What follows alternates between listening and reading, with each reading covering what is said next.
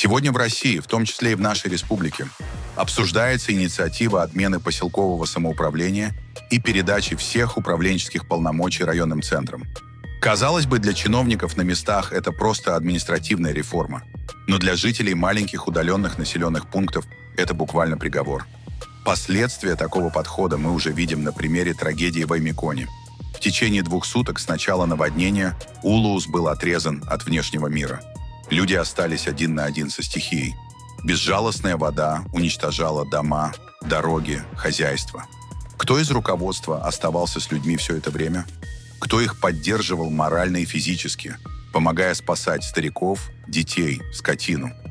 В Оймеконе это был только один человек, глава Наслега Павел Васильев. Он был вместе со своими односельчанами, не покидая свой пост ни на минуту. Он здесь местная власть. Та самая, которую сегодня хотят отменить. Посмотрите, вот он скромно сидит в зале вместе с жителями своего Наслега, а не в ряду сытых чиновников.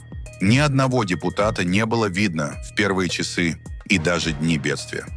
Глава Улуса Александр Оконешников приехал только 16 июля, когда люди уже перестали верить в спасение. Зампред правительства Дмитрий Садовников со свитой прилетел и почти сразу же улетел обратно в Якутск. Не было видно здесь и республиканских депутатов по Колымо-Индигирской группе Евгения Слепцова и Гаврила Алексеева. Сомневаемся, что жители села вообще знают, как они выглядят. Нет на кадрах с места трагедии и местных депутатов. Где были в эти дни председатель Совета депутатов Оймеконского Улуса Дина Фасхутдинова и секретарь Единороссов Максим Коздобин? Помощь, забота, решение проблем – все это лежало исключительно на плечах местного самоуправления. На одном человеке. И теперь власть предлагает удалить именно то звено, которое оказалось единственным эффективным в кризисной ситуации. Это значит бросить людей. Это значит сказать тысячам жителей отдаленных населенных пунктов: разбирайтесь сами. Но без реального полномочного руководства на местах разбираться будет некому.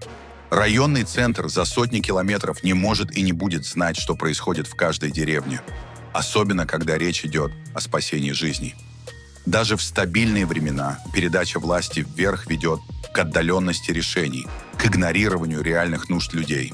А в кризис это оборачивается катастрофой в Оймеконе. И без местного поселенческого самоуправления таких трагедий будет больше.